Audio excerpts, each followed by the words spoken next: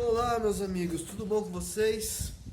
Então, o vídeo de hoje é especial porque o que aconteceu, a querida, a amada editora Intrínseca, que eu gosto tanto, me fez um convite. Eles me chamaram para entrevistar alguns dos autores deles. Eu não pude ir para a Bienal do Livro porque eu estava trabalhando no meu livro novo, só que aí eu convidei o meu amigo Bruno Crispim, que também é escritor de Geração Wattpad, pra ir lá entrevistar um dos autores da Intrínseca, e ele topou e ele foi. E aí na hora de escolher quem entrevistar, nós chamamos a Clara Savelli, que é uma autora Geração Wattpad, que está lançando um livro agora na Intrínseca, um livro novinho chamado As Férias da Minha Vida. A Clara, inclusive, é uma Geração Wattpad conhecida, e nós temos até um livro juntos, que é esse livro aqui, ó, Mundos Paralelos, que você encontra por aí.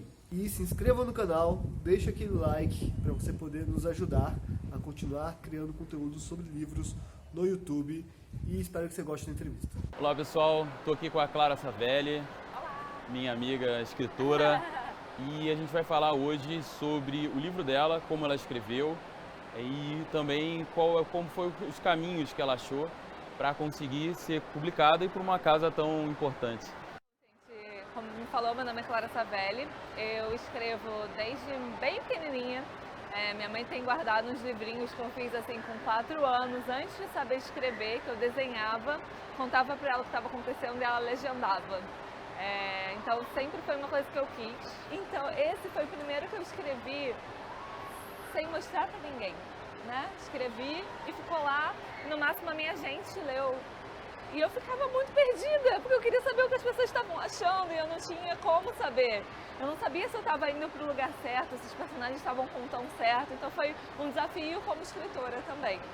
E ele também, eu escrevi num prazo recorde, eu escrevi em 20 dias. 20 dias? Dormiu bastante? Dormi nada. Foram 20 dias chegados a muito café e poucas horas de sono. Eu dormia e acordava já na República Dominicana, onde se passa a história. Mas foi muito legal, eu me senti muito amiga dos personagens, muito parte daquela viagem junto com eles, sabe? Mas foi bem diferente, porque normalmente esses livros que eu publico online, que eram um padrão da minha escrita, eu escrevo por anos, assim. Mocassins e Eustácio, que foi o livro que eu publicava no Orkut e trabalhei de forma independente todos esses anos, demorou sem brincadeira. Eu comecei a escrever em 2007, dezembro de 2007, e acabei em 2011. Assim como no Orkut, eu entrei porque eu queria colocar meu texto no mundo para saber o que as pessoas estavam achando. Na verdade, na origem, quando eu comecei a postar no Orkut, eu comecei a postar lá porque eu escrevia, tinha, sei lá, 3 capítulos prontos, mas eu não queria mostrar para minha mãe, porque eu achei que ela ia ou falar que tá lindo porque ela é minha mãe, ou falar, meu Deus, o que você está fazendo, sei lá, julgar de alguma forma. Eu falei, não vou falar para ninguém na minha família. E eu tinha vergonha de contar para as minhas amigas. Então eu falei, o que eu vou fazer da minha vida com esse texto? Eu estava só escrevendo. E aí um dia eu estava passeando pela comunidade chamado Romance Adolescente. Na verdade procurando indicações de outros romances adolescentes para eu ler, porque eu tinha lido tudo que eu conhecia. E aí eu descobri que tinha umas pessoas postando histórias originais delas lá. Não era nem fanfic, era tipo história mesmo. Eu falei, nossa, que fantástico, vou jogar o que eu estou escrevendo aqui, vai ser incrível. Exato, e aí depois isso foi crescendo de uma forma que a comunidade até ganhou um spin-off, né, chamado Nossos Romances Adolescentes, que era só para essas postagens especiais. E o negócio foi crescendo de uma maneira que eu tive que criar uma comunidade só para o meu livro e fiz ela ser o quê? Privada. Então eu só aceitava quem eu queria ali para ler. Nossa, mamãe não pode. Não pode. Então depois de um tempo as pessoas até descobriram que a comunidade existia, mas elas não sabiam direito o que era, porque eu só aceitava quem eu não conhecia. E você publicava com fake? Não, publicava com a minha cara mesmo, sim. Mas era bloqueado o acesso, né? Mas foi muito bom porque eu consegui ter um feedback realista do que eu estava escrevendo, sabe? Não é ninguém que estava enviesado de alguma forma porque me conhecia. Aquelas pessoas não faziam ideia de quem eu era, pararam ali porque acharam a capa bonita, ou o livro interessante, e continuaram ali porque foram engajadas pela minha escrita. Então foi uma forma de eu me testar como escritora e ver se de fato eu tinha algum talento como eu talvez quisesse que eu tivesse. Como é que foi esse início? Você acha que ainda é interessante o Wattpad para uma escritora iniciante?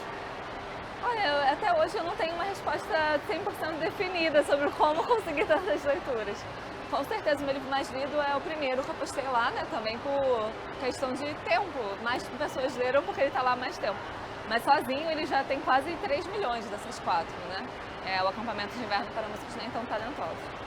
Mas no início eu comemorava cada 1000 leituras, sabe?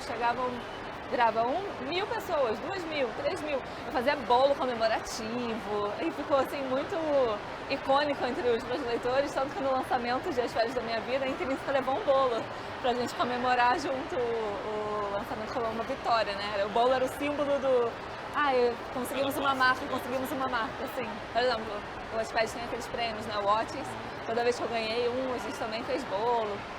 Então, eu acho que o mais importante é você ter persistência ali, né? Às vezes demora, mas quando vai engatando, engata. E quanto mais você vai gerando visualização, aquilo se retroalimenta. Acampamento é um grande monstro, assim. Eu não consigo nem mais acompanhar comentários, não consigo ver nada. É um negócio que vai. Eu perdi total o controle da obra. Você tem ideia de quantos comentários tem? Não tenho a menor ideia. 3 milhões de leituras. E o bom do Wattpad é que você consegue marcar o trecho, né, que você quer comentar. Então você marca lá o diálogo do romance e mete um monte de amo. São os meus comentários favoritos. Então é muito retroalimentado. E os primeiros poucos 1000 são os que você tem que mais comemorar, mais divulgar, mais incentivar os leitores a ler mais, sabe? Então, no início, o mais importante para mim é você fazer uma boa divulgação do seu livro, tanto nas redes sociais fora do Wattpad, então Facebook, Instagram, Twitter, tem grupos especiais dentro dessas redes para divulgar links mesmo das histórias. Então faz uma arte bonitinha, né? Posta o link, chama a atenção com um trecho legal daquele capítulo. E o segundo é dar atenção para as pessoas que dedicaram tempo a ler sua história. Então, segue de volta, responde os comentários. Os meus comentários é o mínimo, assim, no início. Responde todo mundo, conversa nos comentários, responde as inboxes que as pessoas mandarem. Seja o mais simpático possível, não porque você quer que as pessoas leiam, mas porque é necessário ser simpático e educado. Eu escrevo de verdade. Desde 2007, né? De verdade, porque eu já escrevia antes, mas assim, pra valer, mostrando para os outros. Desde 2007, quando eu comecei a publicar no Orkut, né? E desde então nunca mais parei. Mas de fato, sinto que teve uma alavanca assim, na minha carreira quando comecei a ser muito lida no Wattpad. Porque eu acabei, dentro desse processo, conseguindo uma agência literária, né? Que me ajudou muito, abriu muitas portas, a Increase. E, de certa maneira, também chamando a atenção das editoras, que me mapearam como uma pessoa que consegue ter 3 milhões de leituras, né? Também já tem uma gente, né? E que já tem mais gente. Isso é muito, muito importante, porque muitas vezes as editoras de grande porte recebem uma quantidade gigantesca de originais, não só nacionais quanto estrangeiros, para avaliação e publicação. E a agência, ela já faz um filtro, assim, do que tem para ser oferecido. Já tem um aval dizendo, olha, eu li, eu revisei, eu acho que isso é legal, dá uma olhadinha. E acaba sendo uma porta de entrada mais fácil, né? Mais simples.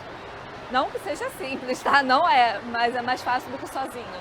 E algumas editoras só aceitam também receber originais através de agência. Então, se você quer ser um autor nacional, talvez seja o caso de procurar uma. E tem muitas no Brasil hoje em dia, graças a Deus. É um fenômeno recente, né? Esse surgimento. Mas é um amadurecimento do mercado também, eu acho que essa é a tendência. No momento, todo mundo procura um agente. Sim. Como foi para você conseguir esse agente? O que você acha, o que você aconselha aos novos escritores para conseguir esse pedaço? Esse agenciamento. Eu acho que primeiro o mais importante é você fazer um mapeamento de quais são as agências que existem e quais delas se adequam ao que você escreve. Em segundo lugar, conversa com autores que já são agenciados por essas agências. Então procura nos sites, normalmente tem a carinha de todo mundo, tem o contatinho de todo mundo. Então manda um e-mail, manda uma inbox. Normalmente os autores são bem de boa, assim, com responder, especialmente colegas de escrita, né? Pra mim pode mandar. E depois disso, entender com o autor como funciona aquela agência, se realmente é o match para você. eu acho que o terceiro passo é de fato entrar em contato com a agência. Cada uma tem o seu processo, né? Tem algumas que só abrem seleção de novos autores num período do ano, tem outras que aceitam inscrição o ano inteiro. Então, entre em contato pelos meios oficiais, os e-mails do site, telefones, o que for. Mas se você tiver a oportunidade de encontrar essas pessoas ao vivo, também é importante, também é legal. Você ir lá falar, olha, eu sou fulano, sou autor, escrevo isso, sei que você tem uma agência, eu olhei o site, estou muito interessado em ser agenciado por vocês, mandei um e-mail com o meu original, vocês não gostariam de ver, de repente a gente pode conversar. Foi assim, na verdade, que eu consegui a minha, porque eu tinha uma amiga que já era agenciada por eles, olhei o site, conversei com ela e tudo mais, e mandei o próprio acampamento para avaliação e logo depois tinha uma Bienal e elas iam à Bienal, então eu as encontrei e falei, olha, mandei e-mail para vocês responderam falando que iam ver, sou eu, daquele livro e tal, e logo depois, umas 2 semanas depois, eu estava com o contrato de agenciamento assinado, sabe? Ponto que é um medo inicial de quase todos os escritores iniciantes, principalmente os que acabaram de terminar um livro, estão querendo lançar o livro de forma independente e eles estão pela primeira vez com a missão de se divulgar. Então é comum ter uma insegurança, é comum você não saber exatamente como você vai divulgar, como você fez e como você acha o que você aprendeu com isso. Tem muito erros, exatamente. O que você acha que você pode falar para os escritores iniciantes para que eles consigam assim, facilitar um pouco a vida deles? Primeiro eu quero dizer que eu entendo totalmente a dor, porque eu sou muito tímida, sei que não parece, mas é porque eu já desenvolvi muito essas ferramentas, né, de marketing, digamos assim. Mas eu sou muito tímida de, no colégio, tremer para apresentar trabalho, sabe? Então, eu acho que, primeiro, participar de eventos é muito importante. Ainda que você não seja palestrante nem nada, você tem que ir lá, você tem que assistir as palestras, você tem que ver como as pessoas falam, tem que conversar com os outros autores ali que estão participando, porque é um pouco reproduzir o que está funcionando, né, também. Então, se você vê alguém que fala muito bem, que você é engajado pelos discursos, como ele faz, o que ele fala, como ele se comporta, qual é a postura dessa pessoa. Segundo lugar, é difícil, mas tem que se expor, sabe? Tenta começar a fazer, sei lá, vídeos pro YouTube, IGTV, porque você e a câmera já é muito constrangedor, mas é melhor a câmera do que uma plateia, então aquilo vai evoluindo, né? Então quando você joga o seu vídeo no YouTube da vida, no IGTV, e as pessoas começam a ver e comentar, é um prelúdio do que vai acontecer quando você for falar ao vivo. É um treinamento da sua própria oratória também, né? E treinar o discurso é muito importante, assim, especialmente quando você vai falar de um livro, porque o leitor, especialmente em grandes feiras, ou até mesmo em menores eventos, ele não tem 20 minutos para ficar ouvindo você falar da sua história. Você tem que fazer um discurso rápido. Esse aqui é meu livro, eu sou autora, fala isso, isso, isso, se você quiser saber mais, eu tô ali. E para a pessoa ficar na dela também, você não ser aquele vendedor de cartão CIA. Compre meu livro, compre meu livro, compre meu livro. A pessoa tem que comprar o livro se ela quiser, ela não tem obrigação nenhuma. Tem vários outros livros igualmente interessantes ali, talvez mais. Então, tenha noção dos limites, né? Assim, do que você pode e do que você não deve passar. Mas eu acho que a maior dica é isso, gente. Passa óleo de peroba na cara e vai aos pouquinhos, né? Vai aos pouquinhos, vai caminhando aos pouquinhos, porque é realmente muito complicado. A História da Minha Vida conta a história da Isis, que vai querer viajar para comemorar os 15 anos com a melhor amiga dela, a Vivi. E elas estão planejando isso há muito tempo, só que quando chega os 15 anos delas, os pais da Vivi, falam que elas só podem viajar quando a Brenda, irmã mais nova da Vivi, também fizer 15 anos. Então elas só conseguem fazer a tão sonhada viagem 2 anos depois, aos 17 anos.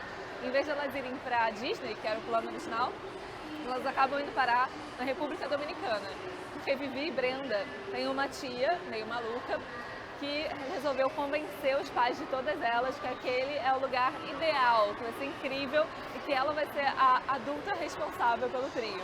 Só que Cecília, que é essa tia, ela tá mais interessada mesmo em dar match no Tinder e pedir cerveja, porque ela sabe pedir cerveja em 47 idiomas. Então Isis, Vivi e Brenda acabam indo parar num resort caribenho muito incrível e vivendo tudo fora do planejado. Encontrando professores de zumba que são um pouco boy lixo, assim, os meninos que jogam vôlei que são bonitinhos, mas meio ordinários, e aquelas confusões típicas da adolescência que eu adoro escrever sobre. Então é um livro bem solar, bem divertido, quero fazer todo mundo rir, espero que esse seja o objetivo, consiga chegar nesse objetivo, mas também trata de temas importantes, como vocês vão ver se lerem o livro. O processo de escrita dele, eu falei, né, foi muito dentro, assim, eu vivi na República Dominicana, mas a ideia surgiu porque eu fui à República Dominicana em 2015, fui para um resort e fiquei pensando em como seria ser adolescente ali, né, seria muito incrível. E seria muito incrível ir com as minhas amigas, sabe, e viver aquele sonho de verão, digamos assim. Então eu fiquei com aquilo matutando na minha cabeça e ficou lá no fundo, né? Quando surgiu, aconteceu, a gente fez uma campanha pela publicação de acampamento, né, nas redes sociais, eu e os leitores do Wattpad, e o livro acabou indo para avaliação em várias editoras. E o feedback que as minhas agentes receberam era que o livro foi bem recebido, gostaram da minha forma de escrita, gostavam do fato de eu ter leitores engajados e de eu ser uma pessoa interessante também. Mas queriam ver um livro original, né? Uma história que não tivesse 3 milhões de leituras online, uma coisa que não tivesse visto a luz do dia antes. E aí foi aí que surgiu claro, escreve um livro original. E eu, e escreve rápido, porque tem algumas histórias que tem prazo de apresentação de original e a gente tem que mandar pra elas. Eu, tá bom. E aí essa história que já estava lá no fundo da minha cabeça veio voltando, né? E aí eu sentei pra fazer uma estrutura mínima do que eu achava legal ter nos acontecimentos. E foi daí que surgiu as histórias da minha vida. Então, em relação à inspiração, o que eu tenho para dizer é que qualquer coisa é inspiradora, né? Então, a gente às vezes acha que vem um grande anjo da inspiração, com, aqui, ó, seu próximo livro. Só que não é assim, né? Cada coisinha é um potencial de... Importante anotar essas coisinhas. Não, tem que anotar. Eu ando sempre com um caderninho ou pelo menos um bloco de notas de celular, porque senão não tem como. E deixa lá, deixa matutando que quando chegar da hora a ideia volta, assim, ó. E normalmente volta desnorteando, né? Volta já com... vai escrevendo pra não esquecer tudo. E foi assim, foi muito do nada também. Bom, e uma coisa que eu comecei a ler, e é claro como é bem escrito desde o início. Tanto na parte estética quanto na parte do enredo. Tudo é bem casado, tá no lugar certo. Qual uma dica de escrita criativa para a qualidade do texto? Boa. O que te ajudou a melhorar? Eu acho que a primeira dica, mais importante de todas, é: se você quer ser escritor, você tem que ler muitos livros. Não existe você querer ser escritor e não ler. E eu tô falando de ler todo tipo de livro do mundo. Eu escrevo romance adolescente, mas eu leio suspense. Terror eu não leio não, porque eu tenho medo. Mas é só o único gênero que eu não leio. E clássicos, contemporâneos, nacionais e estrangeiros. Acho muito importante a gente ler livros nacionais, porque a gente veio reproduzindo muito o modelo que já estava dando certo fora do Brasil.